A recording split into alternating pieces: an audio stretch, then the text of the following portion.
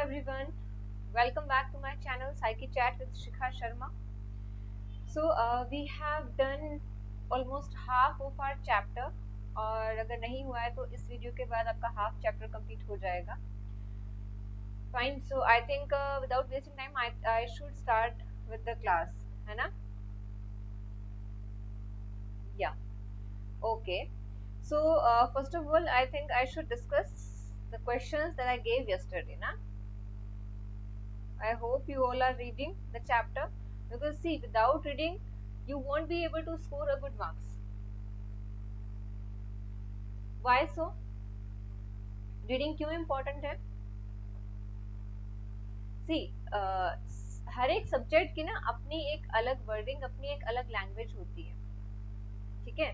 और अगर हम उस लैंग्वेज में और उस पर्टिकुलर वर्डिंग्स को यूज करते हुए क्वेश्चन अटेम्प्ट नहीं करते हैं या हम बहुत जनरल लैंग्वेज में क्वेश्चंस को लिखते हैं तो वो एक बहुत इम्पैक्टफुल आंसर नहीं प्रिपेयर होता है. तो इसीलिए हमें उसको बहुत अच्छे से और एक जो साइकोलॉजिकल वर्डिंग है उसको यूज करते हुए हमें आंसर को लिखना है. Are you getting my point? तो बहुत सारे इस तरीके के क्वेश्चंस हैं. अब अगर हम बात करें साइकोलॉजिकल एट्रीब्यूट्स की ही, you know what are psychological attributes and the teacher or whosoever is teaching or related to psychological field, only those individuals are aware about psychological attributes. लेकिन जो बाकी लोग हैं उनको नहीं पता इस वर्ड का क्या मतलब है ना? तो आई थिंक हमें थोड़ा ब्लेस्ड फील करना चाहिए. We are the chosen ones, क्योंकि हम एक ऐसे टाइम पर साइकोलॉजी को पढ़ रहे हैं जब ये डेवलपिंग सब्जेक्ट है, डेवलपिंग टाइम पे है इंडिया में और बहुत ज्यादा इसमें स्कोप है, बहुत ज्यादा, सीरियसली. तो we are actually blessed regarding that. अगर आपको ऐसा नहीं लगता है तो प्लीज कमेंट करके प्लीज मुझे बताएं. Do you agree with me और not? And you know what, I also want to share something else with you. Since you have been studying psychology since the last year, एक साल आपको हो चुका है साइकोलॉजी पढ़ते हुए, तो मैं आपसे पूछना चाहती हूँ कि इंस्टाग्राम हम सब चलाते हैं ना? उसमें बहुत सारी जगह पे आते हैं साइकोलॉजिकल फैक्ट्स. उसमें क्या रहता है? Psychology says so and so. Psychology के अकॉर्डिंग क्या है कि दुनिया में जितने भी औरतें हैं वो ड्राइविंग अच्छी नहीं करती हैं और जो जितने भी दुनिया में मेन हैं वो बहुत एग्रेसिव नेचर के हैं. ये I don't know what kind of nonsense they used to say in those days. Psychology says, and actually psychology says nothing, man, literally nothing. Psychology ऐसा कुछ नहीं कहता है. Psychology सिर्फ उन्हीं facts, उन्हीं theories को support करता है जिनका कुछ scientific basis है, जो empirical है. Empirical का मतलब आप समझते हैं ना? जो scientifically proven है, जिनको हम prove कर सकते हैं via experiment. सिर्फ साइकोलॉजी उन्हीं फैक्ट्स को और उन्हीं स्टेटमेंट्स को सपोर्ट करता है. तो ऐसी नॉनसेंस चीजें जो भी आप पढ़ रहे हैं वो प्लीज ना पढ़े. सबसे नॉनसेंस था सबसे नॉनसेंस ये था, एक मैंने ऐसे रील देखी थी, एक साइकोलॉजिकल ऐसे फैक्ट देखा था. उसमें था कि अगर आप किसी को देख रहे हैं तो 4 सेकेंड या पता नहीं 4 मिनट में आपको किसी से प्यार हो जाएगा. And I was like seriously, literally ऐसा नहीं होता है, ऐसा कुछ भी नहीं होता है. एज पर साइकोलॉजिकल थियरीज, जब तक आप किसी और इंसान के साथ रिलेशनशिप में हैं and you have spent 3 years with that fellow और आप उसको समझ रहे हैं, आप उसके साथ रह रहे हैं और आप उसके साथ बहुत अच्छा टाइम स्पेंड कर रहे हैं. अच्छा मीन्स क्वालिटी नहीं कहूँगी, क्वांटिटी टाइम की बात कर रही हूँ मैं. और फिर भी 3 साल के बाद भी आप उसके लिए सेम फीलिंग्स रखते हैं तो वो प्यार है. 4 मिनट में सिर्फ इन्फैचुएशन होता है, अट्रैक्शन होता, कुछ नहीं होता. और सबसे बड़ी चीज, I don't know what's wrong with this 12 13 years old जो बच्चे हैं, I don't know what's wrong with them. प्यार मतलब I just don't want to talk about it. तो हम इसके बारे में किसी और दिन बात करेंगे, है ना? तो आई थिंक हमें अब फोकस कर लेना चाहिए हमारी क्लास पे, अदरवाइज इस वीडियो में हम सिर्फ बातचीत ही करते रह जाएंगे, है ना। चलिए कल के क्वेश्चंस को पहले डिस्कस कर लेते हैं। 12-13 साल के बच्चों के बारे में हम किसी और दिन डिस्कस करेंगे, ठीक है। And I will let you know कि क्या एक्चुअली होता है और एक्चुअली सही एज क्या होती है किसी भी इंसान के लिए अपने पार्टनर को चूज करने के लिए। फाइन, 12-13 साल तो बिल्कुल नहीं है, तो प्लीज चलिए ठीक है। सो ये थे 2 क्वेश्चंस जो हमने कल किए थे, एक्चुअली दिए थे आपको एज अ होमवर्क। अब किस किस ने अटेम्प्ट किया है किस किस ने नहीं, तो वो मैं ऐसे ऑनलाइन प्लेटफॉर्म पे चेक नहीं कर सकती हूँ, है ना। दैट इज ट्रू, अगर मैं क्लास में होती तो डेफिनेटली, अगर और जिसने क्वेश्चन अटेम्प्ट नहीं किए होते उसको मे बी कुछ पनिशमेंट मिलती। पनिशमेंट सी नहीं, मैं वो मार पिटाई वाले टाइप की टीचर नहीं हूँ, बिल्कुल नहीं। सो पनिशमेंट होती कि आपको उस दिन चैप्टर को रीड करना होता, यस, या फिर आपको बोर्ड पे आके बताना होता कि इस क्वेश्चन में क्या लिखा है, क्या है, इस क्वेश्चन को आपको एक्सप्लेन करना होता। You would be getting 5 minutes to read and after that आपको एक क्वेश्चन को एक्सप्लेन करना होता। तो इस तरीके के punishments I used to give. Yes, अभी तो मैं नहीं दे सकती हूँ ना।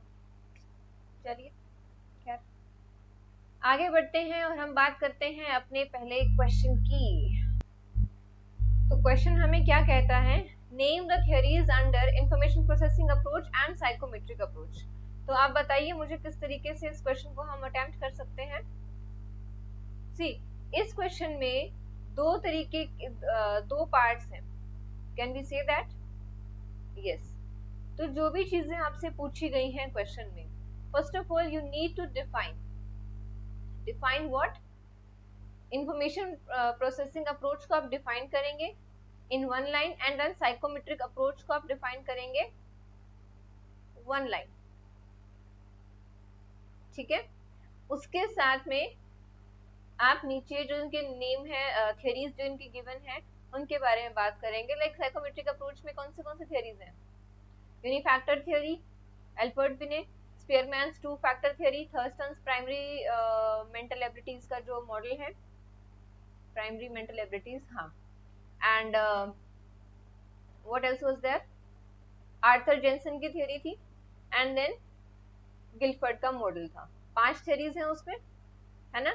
और इंफॉर्मेशन प्रोसेसिंग अप्रोच में कौन सी थियरीज हैं, सिर्फ 3 थियरीज हैं। The first was Howard Gardner की थियरी एंड आफ्टर दैट जो हम थ्योरीज आज करने वाले हैं, triarchic theory and then PASS model. ये 3 थ्योरीज हैं, ये तीनों आपको सिर्फ उसमें नाम बताना है, नाम के साथ आप थ्योरिस्ट का नाम भी बताएंगे, ठीक है। So for this question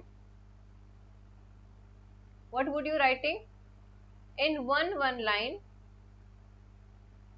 both approaches,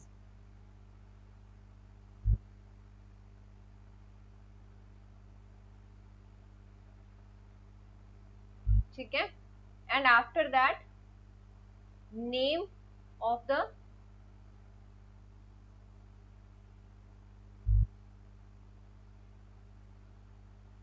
theories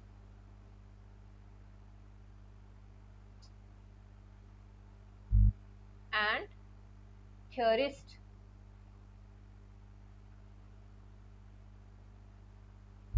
तो थ्योरीज के नाम भी आपको बताने हैं यहाँ पे और थ्योरिस्ट के नाम भी, दोनों के नाम बताने हैं, ठीक है।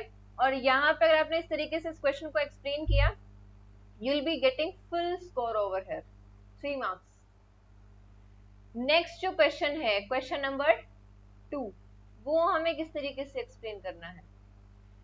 Any 2 psychometric theories, 6 marks. 6 marks में पूछा हुआ है 2 साइकोमेट्रिक थ्योरीज बतानी है, तो इसका मतलब क्या हुआ कि 3 marks for each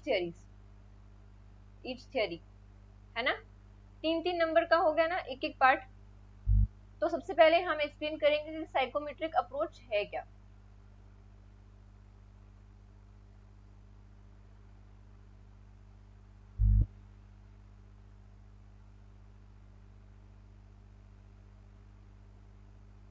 psychometric approach को डिफाइन करेंगे एंड 3 पॉइंट्स, चाहे आप किसी भी तरीके से उसको लिखें, कैसे भी तरीके से आप उसको बनाएं, तो आपको 3 पॉइंट्स ईच पार्ट में डिफाइन करने हैं, दैट इज फॉर श्योर।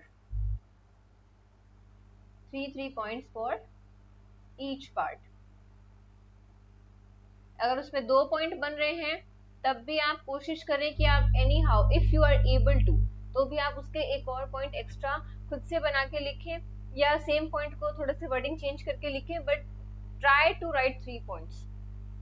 ठीक है, तो यहाँ पे आप अगर आप 3 पॉइंटर्स बना के लिखोगे तो you will be getting good score, full score basically. तो यहाँ पे अगर आप इस तरीके से लिखेंगे तो आपको पूरे मार्क्स यहाँ पे मिलेंगे। ठीक है, चलिए आगे बढ़े। सो नेक्स्ट जो थ्योरी है वो है ट्राइआर्किक थ्योरी। ट्राइआर्किक, ट्राई का मतलब क्या होता है? तीन आर्क की थ्योरी कह सकते हैं इसको हम, ट्राइआर्किक। बेसिकली इसमें 3 पार्ट्स हैं, 3 तरीके की इंटेलिजेंस है जो दी है किसने? रॉबर्ट स्टेनबर्ग ने। ठीक है, अब हम बात करेंगे तीनों तरीके की इंटेलिजेंस के बारे में कि कौन सी इंटेलिजेंस होती है। Fine, okay. The first one is componential intelligence. Componential मतलब कॉम्पोनेंट्स, इसके ब्रैकेट में लिखा एनालिटिकल इंटेलिजेंस, इसको हम एनालिटिकल इंटेलिजेंस भी कहते हैं। एनालिसिस का मतलब क्या होता है?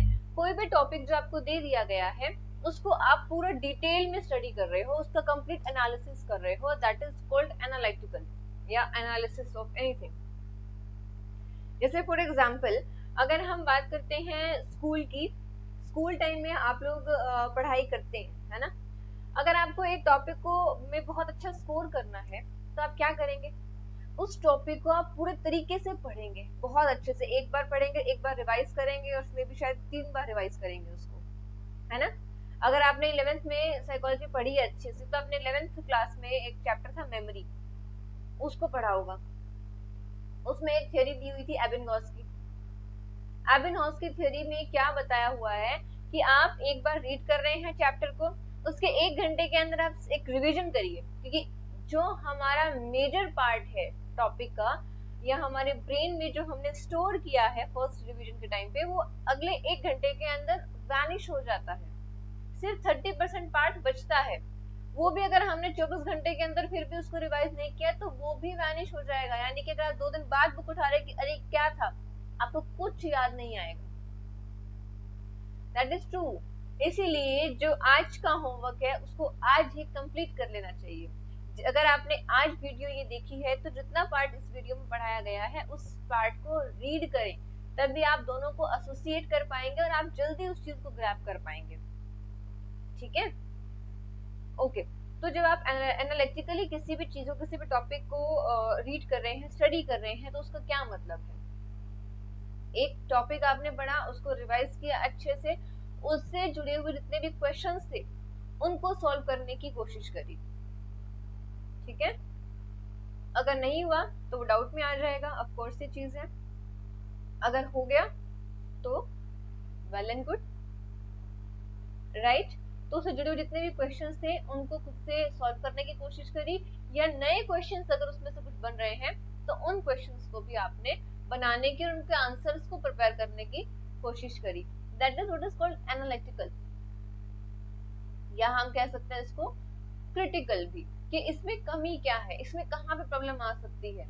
तो आपने वहां पे उस टॉपिक में से प्रॉब्लम्स निकालने की भी कोशिश करी है। Fine, okay, let's read about it. Analytical intelligence is the analysis of information to solve problems. Solve problem, कोई प्रॉब्लम अगर आपको सॉल्व करनी है तो आप किस तरीके से करेंगे? किस तरीके से कोई प्रॉब्लम सॉल्व करी गई है उसके एनालिसिस को हम कहते हैं analytical intelligence. Persons high on this ability think analytically and critically and succeed in schools. जो बच्चे स्कूल टाइम में या स्कूल के किसी भी एग्जाम में बहुत अच्छा स्कोर करते हैं, वो हम कह सकते हैं कि वो बच्चे हाई हैं किस पे? कॉम्पोनेंशियल इंटेलिजेंस पे या एनालिटिकल इंटेलिजेंस पे। Fine. This intelligence has 3 components, इनके 3 कंपोनेंट्स हैं। Knowledge component, learning and acquisition, जिसको हमने लर्न किया, एक्वायर किया। एक्वायर करने का मतलब क्या है, माइंड में इसको बैठा लिया, ठीक है। मीटा और हायर ऑर्डर कंपोनेंट, मतलब हमने उसको प्लानिंग करी किस तरीके से क्या चीजें करनी है। Then performance component, actually doing things, पहले हमने समझा, उसको एक्वायर किया कि इस टॉपिक में क्या करना है, किस तरीके से, यानी कि हमने सिंपली टीचर से क्लास ली, टीचर से उस चीज को समझा, है ना। सेकंड पॉइंट क्या हो गया कि हम प्लान कर रहे हैं कि हम इसको रिवाइज कैसे करेंगे, इस टॉपिक को प्रिपेयर कैसे करेंगे। थर्ड स्टेप क्या हुआ, उसको हमने एक्चुअली प्रिपेयर किया, उसको पढ़ा, उसको अच्छे से रिवाइज करके उसके क्वेश्चंस वगैरह अटेम्प्ट करके हमने उसको एक्चुअली बहुत प्रॉपर्ली उसको टॉपिक को प्रिपेयर किया, ठीक है। समझ गए, 3 कंपोनेंट्स हैं, नॉलेज, मीटा और higher order, and then performance. Learn किया, टीचर से पढ़ा, सीखा, फिर अपने माइंड में उस चीज को एनालाइज किया कि क्या है, कैसे है, क्या प्लानिंग करी उसके बारे में प्रॉपर्ली, एंड देन उसको परफॉर्म किया। Got it. चलिए नेक्स्ट चले, एक्सपीरियंशियल इंटेलिजेंस। एक्सपीरियंशियल इंटेलिजेंस का क्या मतलब हुआ, सिंपली वर्ड हम बात करते हैं, सिंपल जो वर्ड है एक्सपीरियंशियल, क्या बता रहा है, एक्सपीरियंस के बारे में, है ना। क्रिएटिव इंटेलिजेंस, अच्छा एक्सपीरियंस से जो हम सीख रहे हैं वो क्रिएटिव कैसे है। सबके लिए लाइफ के जो एक्सपीरियंसेस होते हैं वो डिफरेंट होते हैं, सब्जेक्टिव होते हैं। सब्जेक्टिव का मतलब क्या हुआ कि मेरे लिए अलग है, तुम्हारे लिए अलग होगा, किसी और के लिए कुछ अलग होगा, दिस इज सब्जेक्टिव, है ना। जो इंडिविजुअली चीजों को एनालाइज करता है, या इंडिविजुअली कुछ भी हो रहा है, किसी एक पर्टिकुलर पर्सन से जो चीजें जुड़ी हुई है उसको हम कहेंगे सब्जेक्टिव। सो क्रिएटिव इंटेलिजेंस क्यों कहा गया, experience is subjective, individual to individual vary करते हैं, और एक एक्सपीरियंस को हम किस तरीके से देखते हैं वो भी तो डिपेंड करता है ना। इसका भी हम एग्जांपल लेके सोचते हैं, देखते हैं। सपोज एक फैमिली है, ठीक है, घर में 3 बच्चे हैं और पेरेंट्स हैं, फाइन। कभी ऐसा होता है कि पेरेंट्स से बहुत जबरदस्त झगड़ा हो जाता है, नॉर्मल सी चीज है ना, सबके घर में होता है झगड़ा। कभी कभी ऐसा होता है कि बहुत ज्यादा झगड़ा हो जाता है। अब वहां पे 3 बच्चे हैं, सिबलिंग्स हैं, तीनों बच्चे एक सिचुएशन को देख रहे हैं। अब तीनों जो बच्चे हैं उनमें कॉमन चीजें क्या है, एक ही फैमिली से हैं, जीन्स भी सेम है, डीएनए सेम है, मतलब हम कह सकते हैं, है ना, हेरिडिटरी सेम है। उसके बाद एक ही घर में रहे हैं, एक ही तरीके का एनवायरनमेंट है, एक ही तरीके का खाना खा रहे हैं, यानी कि सब कुछ सिमिलर है ना। ऐसा तो नहीं है, हम यहाँ पे इन्वायरमेंटल डिफरेंस के बारे में बात नहीं कर सकते हैं ना, because they are living in same home, they are going to same school, they are studying also, right. एक सेम इन्वायरमेंट में वो सब सीख रहे हैं, उनका एक्सपीरियंस, उनका रहना उठना बैठना खाना सब कुछ सेम हो रहा है, डिफरेंस नहीं है। लेकिन तीनों बच्चे उस पेरेंट्स के उस झगड़े को किस तरीके से देखते हैं, एक कहेगा, एक में भी मम्मी की साइड लेगा, दूसरा पापा की साइड लेगा, पॉसिबल है ना। या एक कोई ऐसा होगा जो बहुत एग्रेसिव, वो सबों के साथ में एग्रेसिव हो जाएगा कि मम्मी पापा हमेशा लड़ते रहते हैं, कोई काम नहीं है, एक लड़ने की बात थी, what not, the child can say anything, है ना। वहीं पे एक और बच्चा ऐसा भी हो सकता है जो वहां पे बहुत शांति से डील करे, मम्मी को अलग रूम में ले जाए, पापा को अलग रूम में ले जाए कि बस आप लोग चुप हो जाओ, पानी पिलाए दोनों को, और फिर उनसे एक शांति से बात करे कि आई ऑल राइट, आप ठीक हैं, आप ऐसे क्यों कर रहे हैं, बात क्या हुई है।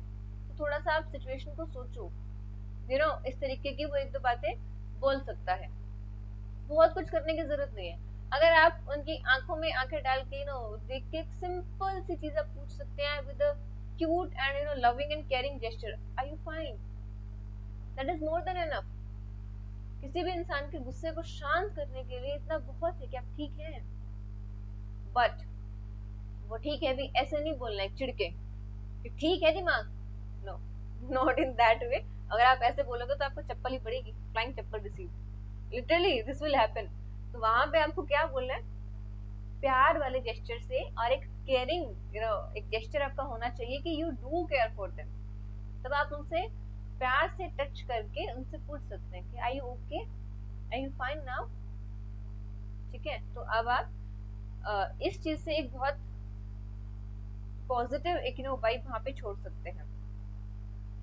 तो इस तरीके से 3 बच्चों का जो एक रिस्पॉन्स है उस झगड़े के बीच में डिफरेंट हो सकता है। ये क्या चीज है, ये क्यों है, ये सब्जेक्टिव एक्सपीरियंस पे बेस्ड है।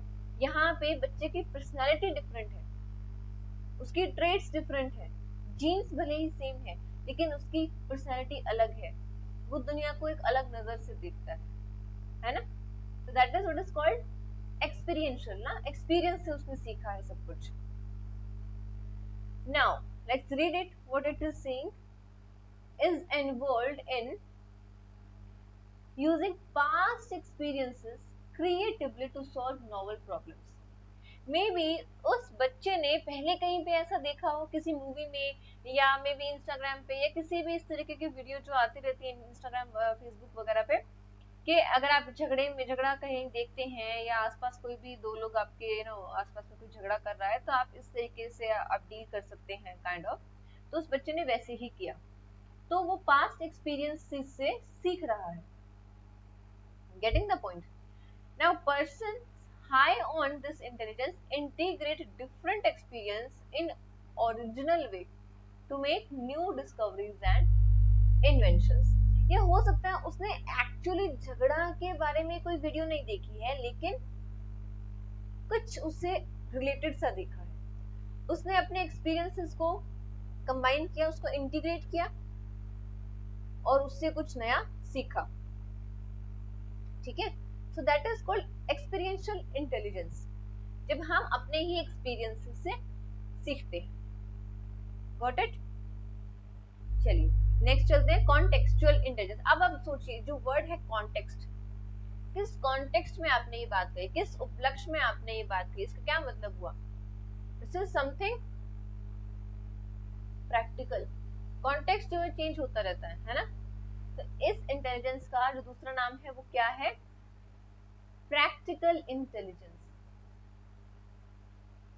प्रैक्टिकलिटी से हमारा मतलब क्या है? सी थियोरी में हम आपको बता सकते हैं कि दो लोग ऐसे हो सकते हैं, अगर किसी इंडिविजुअल में सो एंड सो ट्रेट्स हैं तो उसका बिहेवियर सो एंड सो हो सकता है। हम सिर्फ वहां पे चांसेस की बात कर रहे हैं, है ना। लेकिन प्रैक्टिकल इंटेलिजेंस क्या कहती है, जैसे आपको अगर कुछ चाहिए है, सपोज आपको न्यू स्कूटी चाहिए, अब क्या करेंगे? मम्मी को पापा को पटाना है कि स्कूटर दिलाएं, कैसे करेंगे? क्या कर सकते हैं हम? जाके उनको बोलेंगे मुझे स्कूटी चाहिए, क्या होगा? 4 गालियां सुन के वापस आओगे और कुछ नहीं होगा। तो वहां पे कुछ नया आपको करना पड़ेगा, है ना। हमें पता है कि हमारे पेरेंट्स है तो हमें उनसे डील कैसे करना है, वेरी सिंपल। पता है ना, बचपन से उनके साथ रहे हैं, उन्होंने हमें एफर्ट्स सब कुछ दिया है, तो हमें पता है कि बाय हुक और क्रुक किस तरीके से हमें चीजें निकलवानी है। 4 दिन पहले से लग जाओ उनकी सेवा करने, हाँ जी बोलने, काम कराने, हेल्प कराने, सब कुछ कर रहे हैं। फिर धीरे से उनको बोलते हैं कि मम्मी क्या स्कूटी ले सकते हैं क्या, हमारे वाली जो स्कूटी है पुरानी हो गई है, देख देख सकते हैं क्या? मम्मी एक बार तो घूर के देखेगी, लेकिन क्योंकि आप बहुत उनसे प्यार से बात कर रहे हैं और सब कुछ ठीक है, तो मम्मी का टेम्परामेंट थोड़ा डाउन है, तो शी विल बी लाइक ठीक है देखते हैं करते हैं बात। तो एक स्टेप क्लियर हुआ। नेक्स्ट स्टेप, फिर मम्मी को कन्विंस करने के पापा से बात करो, तो मम्मी पापा से बात करेंगी। अब पापा का क्या रिस्पॉन्स होगा? वो अगर शांत है, सब नॉर्मल है, second step qualified. Third step, अब आपको जिद करने के मुझे स्कूटी चाहिए, तो उसके लिए आपको क्या करना पड़ेगा, किस तरीके से आपको पेरेंट्स से डील करनी पड़ेगी, कैसे आपको बात करनी है, you know that very well, है ना। तो बाय हुक और by crook you know how to get that scooty, right. तो that is called practical intelligence. आपको अगर एक चॉकलेट चाहिए या फिर कभी ऐसा हो कि अगले दिन स्कूल में कुछ आर्ट एंड क्राफ्ट की क्लास है और टीचर ने आपसे कुछ मंगवाया था, आपको याद आ रहा है रात के 9 बजे, तो धीरे धीरे डरते डरते मम्मी को बताना है, बताएं कि नहीं बताएं, क्या झूठ बोले, पहले तो हम देखेंगे हमारे रिसोर्सेज को, क्या हम कहीं से अरेंज कर सकते हैं, करते हैं ना हम ऐसा। तो वहां पे हमें पता है कि सिचुएशन में कैसे डील करना है। पापा गुस्से में है कि शांत है, गुस्से में है तो मैं बात नहीं कर सकता, शांत है तो मैं कुछ बोल सकता हूँ। दैट इज प्रैक्टिकल इंटेलिजेंस, कि हमने ये चीजें अपने एक्सपीरियंस से सीखी हैं। कोई हमें बताने नहीं वाला है कि नहीं पापा गुस्से में अभी मत बोलो, कोई नहीं बताएगा, वो आपने खुद एक्सपीरियंस किया है। जैसे मेरे साथ एक एक्सपीरियंस हुआ था, मैं बहुत छोटी थी, I was I think 8 to 9 years old, not more than that. मेरे नाना जी सो रहे थे, ठीक है, and I was playing with my younger brother, और मैं नाना जी को कुछ बोल रही थी, मुझे याद नहीं क्या बोल रही थी, नाना जी ऐसे, नाना जी ऐसे, और मैं नाना जी के जाके कान में बोलने लगी, नाना जी ये क्या कर रहे हो, और जो झन्नाटेदार झापड़ पड़ा मेरे गाल पे कस के। उस दिन के बाद मैंने आज तक किसी सोते हुए इंसान को नहीं जगाया, मतलब बहुत काम है तो भी आराम से धीरे से जाके, बहुत है ना, पेशेंटली बहुत प्यार से टच करके, मैंने कभी चिल्लाया नहीं, क्योंकि वो एक एक्सपीरियंस बहुत था। That is what is called practical intelligence, कि हाँ सोते हुए इंसान को नहीं छेड़ना है, ठीक है। चलिए, involves the ability to deal with the environmental demands encountered on daily basis। Daily basis पे हमें जिस तरह के इन्वायरमेंट से डील करना पड़ता है, उन चीजों से हम कैसे डील करते हैं, तो उसकी एक एबिलिटी से ये मतलब बनता है कॉन्टेक्चुअल इंटेलिजेंस, यानी कि प्रैक्टिकली, सिंपली इसको हम एक और नाम बोलते हैं स्ट्रीट स्मार्टनेस और बिजनेस सेंस। इसका क्या मतलब हुआ? मतलब ये हुआ कि जैसे दिल्ली में आपने देखा है, अगर रोड पे बहुत रश है तो लोग फुटपाथ पे अपने टू व्हीलर्स को चढ़ा देते हैं, वो उसे कहते हैं स्ट्रीट स्मार्टनेस। हालांकि वो दैट इज अ क्राइम और उनका चालान वगैरह कट सकता है, कोई इस पर डाउट नहीं है, लेकिन उस वक्त उस प्रैक्टिकल सिचुएशन से किस तरीके से डील करना है, that is what is called street smartness. ऐसे बच्चों के बारे में सुना होगा ना, जो 15-16 साल की उम्र में ही बहुत कुछ अर्न कर रहे हैं, बिजनेस माइंडेड है, तो उनके अंदर इनबॉर्न टैलेंट है, ठीक है, बिजनेस करने का या एग्जैक्टली पैसा कमाने का। तो उसी चीज को हम कहते हैं street smartness. Got it? Person high on this aspect easily adapt to their present environment. Adapt का मतलब हुआ कि हमने एडजस्ट कर लिया, अडॉप्ट नहीं किया, हमने अडेप्ट किया है। And select a more favourable environment than the existing one and modify the environment to fit their needs. समझे कि नहीं समझे? स्ट्रीट स्मार्टनेस उस चीज को कहते हैं, या ये वो एस्पेक्ट है जिसके बारे में हम क्या बात कर सकते हैं। सी, हम एक बहुत प्रैक्टिकल सी चीज के बारे में सोचते हैं। सपोज हर जगह पे हम कैश नहीं लेके जा सकते थे, है ना, तो हमारी नीड ने एक नई चीज को जन्म दिया। क्या थी वो? UPI, online payment, transaction ID से हम ऑनलाइन पेमेंट कर सकते हैं। हर रोज जो बैंक में रश होता था, बैंक के सर के ऊपर जो एक वो रहता था कि प्रेशर, इतनी भीड़, इतना रश, बैंक में जाना है, बैंक में जाना है, हर दूसरा बंदा बैंक जाना है, बैंक जाना है। बैंक का काम बहुत कम हो गया, वरना अगर आपको 2000 की ट्रांजेक्शन करनी है तब भी आपको बैंक जाके करना पड़ता था। अब वो चीजें बहुत कम हो गई है ना, ऑनलाइन फटाफट से मनी ट्रांसफर हो जाता है, लाइफ को इजी बना दिया गया है। इसी चीज को हम कहते हैं स्ट्रीट स्मार्टनेस। जब आप ग्राउंड लेवल पे आके लोगों की जरूरतों को देख के कि हाँ अब यहाँ पे लोगों को इस चीज की जरूरत है, तब वही चीज बनाइए। That is called business sense and street smartness और प्रैक्टिकल इंटेलिजेंस। और हाँ, सब लोग इसमें हाई नहीं होते हैं, ठीक है। Yes, that is true. So it was all about triarchic theory of intelligence. Next हम बात करते हैं पास मॉडल की। Oh my god, we are already done, we are left with a few minutes. So, planning, attention, arousal, and simultaneous successive model. This is called PASS model. PASS. Planning, attention, arousal, and simultaneous and successive model. उसको हम फटाफट करते हैं, इसमें ज्यादा कुछ है नहीं, बस आपको समझना है कि इन वर्ड्स के मीनिंग क्या क्या है, ठीक है। बस इतना ही हम करेंगे। वैसे मैंने आज काफी कुछ सोचा था कि हम करेंगे, बट नहीं कर पाएंगे। चलिए कोई बात नहीं। पास मॉडल में क्या है, given by JP Das at all. जब हम ये वर्ड यूज करते हैं ना, एट ऑल, et.al, इसका मतलब है जेपी दास के साथ इस स्टडी में पार्टिसिपेट करने वाले और भी लोग थे। हमें सबका नाम याद रखने की जरूरत नहीं है, हमने एक नाम याद किया है, उसके बाद हम एट ऑल लगा देंगे, मीन्स और भी लोग हैं। ठीक है।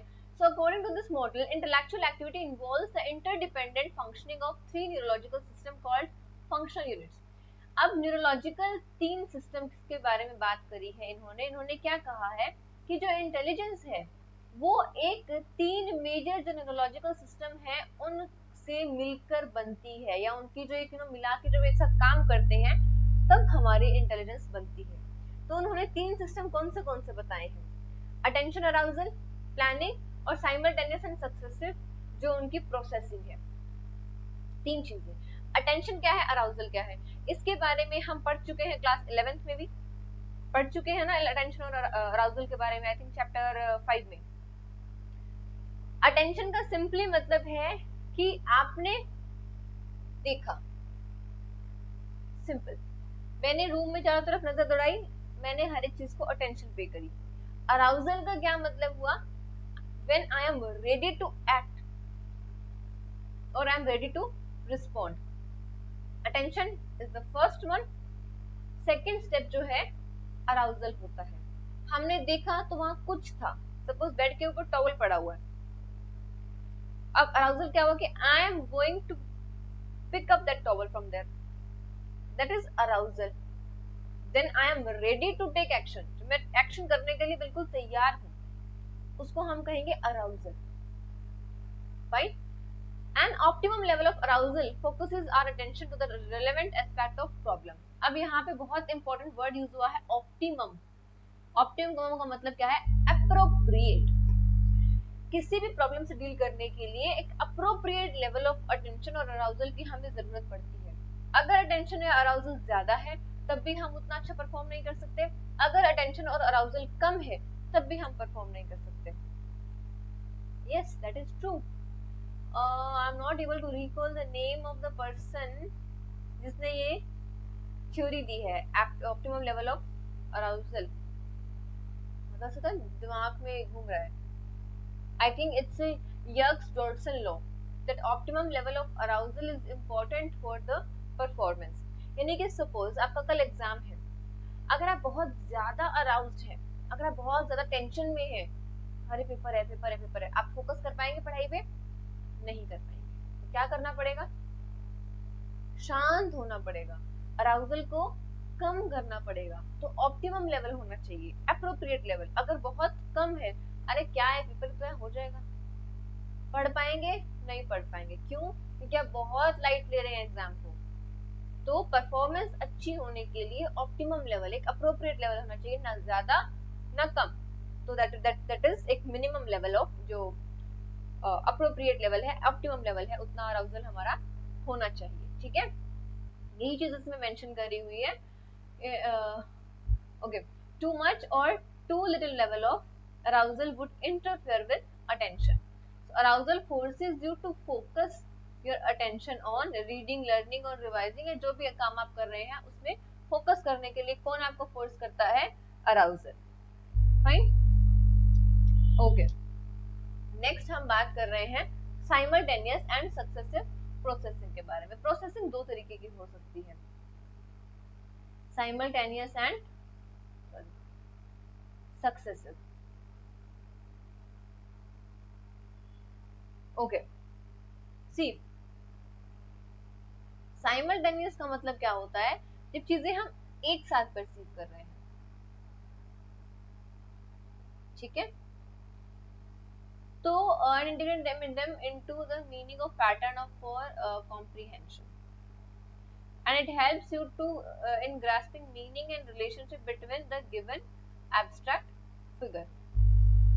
और सक्सेसिव का मतलब क्या होता है, सिंपली एक के बाद एक, सो turn wise. Fine, simultaneous and successive processing के एग्जांपल क्या हो सकते हैं? सी, सक्सेसिव का मतलब सिंपल सा है कि जब हम कोई पॉइंटर याद करते हैं ना, एक पॉइंटर याद किया, उसको उससे हमने दूसरे वाले को रिलेट कर दिया, फिर तीसरे को रिलेट कर दिया, चौथे को रिलेट कर दिया, तो हमें सीक्वेंस में वो सारे पॉइंट्स याद रहते हैं। हम करते हैं ऐसा, तो हमें जब किसी भी क्वेश्चन के पॉइंटर्स से लर्न करने होते हैं, we do this thing, yes, that is successive, one by one. ठीक है, जैसे कि या फिर अगर आप बात करें कि हमें यहाँ पे आग जलानी है, तो हमें क्या क्या चीजें चाहिए, हमें लकड़ी चाहिए, हमें गोबर का उपला चाहिए, हमें कुछ पेपर और कुछ इस तरीके का कचरा चाहिए, रफ मटेरियल पेपर या कपड़ा या कुछ भी इस तरीके की चीजें चाहिए जिसको हम जला सके, थोड़ा सा पेट्रोल डीजल या मिट्टी का तेल, कुछ कुछ भी इस तरीके का हमें चाहिए। एंड देन माचिस चाहिए, माचिस या लाइटर जो भी है चाहिए, ये सारी चीजें हमें सीक्वेंस में सारी चीजें याद आ गई है। फाइन। साइमल्टेनियस का मतलब क्या है कि जब ये सारी चीजें एक साथ मिलेंगी तभी आग जल सकती है।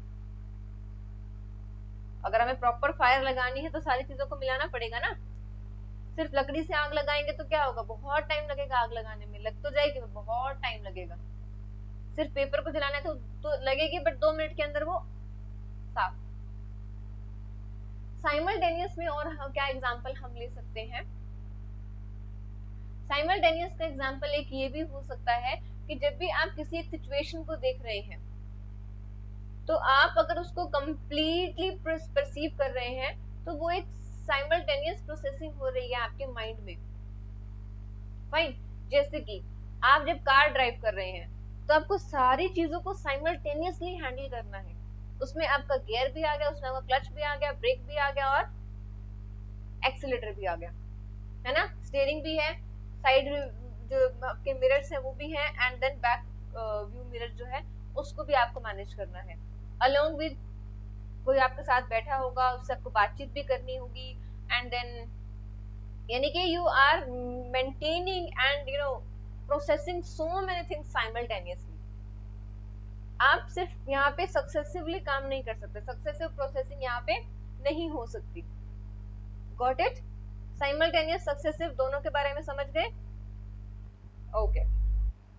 सक्सेसिव का हम एक बार रीड कर लेते हैं, लाइन जो यहाँ पे लिखी हुई है, takes place when you remember all information serially so that the recall one leads to the recall of another, कि एक आपको याद आया तो उससे आपको दूसरा याद आ रहा है। जैसे अगर मैं सोचूं, मैं आपसे पूछूं, आपको याद है क्लास 1 में आपके फ्रेंड्स कौन से हुआ करते थे, फिर आपको एक इंसान का नाम याद आएगा, हाँ शायद सो एंड सो नाम से कोई बच्चा था, फिर उससे आपको किसी और का नाम भी याद आएगा, तो आप एक रिलेशन एस्टेब्लिश करके आपको 2-3 बच्चों के 4 बच्चों के नाम याद आ जाएंगे। सक्सेसिव है ना। चलिए नेक्स्ट, प्लानिंग। प्लानिंग का मतलब क्या हो गया, it allows you to think possible course of action and implement them to reach a target.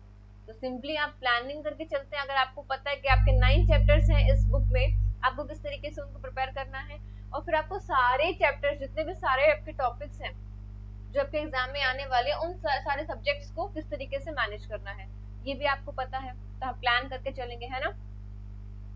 Next is these past processes operate on knowledge based development either formally and informally from the environment। से ये वाले point से ज्यादा मतलब important नहीं है, हम main point पे आ जाते हैं। दास एंड नेग्लेरी ने एक असेसमेंट के लिए एक टेस्ट बनाया था। why this TD line happens। Das and Naglieri ने एक असेसमेंट का सिस्टम बनाया था जिसको हम बोलते हैं cognitive assessment system, that is a type of test. ठीक है, it consist of verbal as well as non-verbal tasks that measures basic cognitive functions। तो वर्बल और नॉन वर्बल दोनों तरीके के जो टास्क हैं वो इसके अंदर थे, यानी कि इसका पार्ट थे। तो बेसिक कॉग्निटिव फंक्शंस को मेजर करने के लिए ये सिस्टम बनाया गया था, और इसकी एज रेंज क्या थी, 5 to 18 ईयर्स के जो लोग थे, जो बच्चे थे, उन पे हम इस टेस्ट को अप्लाई कर सकते हैं। फाइन। और जो रिजल्ट है असेसमेंट के, उसको हम यूज कर सकते हैं रेमेडी के लिए, जो इन बच्चों में कॉग्निटिव डेफिसिट है या लर्निंग प्रॉब्लम है। ऐसे बच्चे भी होते हैं ना क्लास में जो बहुत जल्दी याद नहीं कर सकते, जिनको वक्त लगता है चीजों को याद करने में, तो उस टेस्ट के रिजल्ट के बेसिस पे हम बता सकते हैं कि किस बच्चे को लर्निंग प्रॉब्लम है, और आप उसको फिर हेल्प कर सकते हैं। ठीक है, so that is it for today. I think बहुत ज़्यादा वक्त ले लिया है मैंने, it's been 40 minutes till now. हम क्वेश्चंस को डिस्कस करते हैं। हाँ, ये 2 स्लाइड्स थी जो मुझे आज डिस्कस करनी थी, ये हम अब कल करेंगे। क्वेश्चंस हैं 3। थर्ड क्वेश्चन को आपको आंसर नहीं करना है क्योंकि ये टॉपिक अभी तक हमने नहीं किया है। बाकी के दोनों क्वेश्चंस को आपको आंसर करना है। विच theory talks about practical intelligence, कौन सी थ्योरी है जिसमें प्रैक्टिकल इंटेलिजेंस की बात हुई है और आपको उस थ्योरी को एक्सप्लेन करना है। एक्सप्लेन द थ्योरी, तो ये 4 मार्क्स के अकॉर्डिंग आपको यहाँ पे एक्सप्लेन करना है। Next question, explain past model of intelligence, इसको आपको एक्सप्लेन करना है 5 मार्क्स। फाइन। आंसर्स कहाँ देने हैं? इधर इन कमेंट सेक्शन और on my telegram channel Psyche Chat with Shikha. Yes, if you are liking the videos and if you want to score a good marks or good score in board exams, then please join the channel. क्योंकि marks के बिना आप कुछ नहीं कर सकते। कुछ इसलिए नहीं कर सकते क्योंकि मार्क्स अच्छे नहीं आएंगे तो फिर बाद में एडमिशन में बहुत परेशानी होती है ना।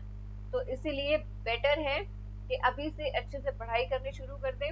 साइकोलॉजी को लाइटली ना लें। ऐसे मत सोचे कि 9 ही चैप्टर्स हैं, बहुत इजीली हम कर लेंगे, 1 महीने में कवर कर लेंगे, 15 दिन में कवर कर लेंगे। नॉट एट ऑल पॉसिबल, क्योंकि साइकोलॉजी की लैंग्वेज थोड़ी सी टेक्निकल है, साइकोलॉजी साइंस है तो थोड़ा टेक्निकल उसमें टर्म्स भी हैं और चैप्टर्स भी इसी तरीके के हैं। तो बेटर होगा हम अभी से पढ़ाई करनी शुरू कर दें। So please like, share and subscribe the channel. Thank you so much. Bye bye. All the best.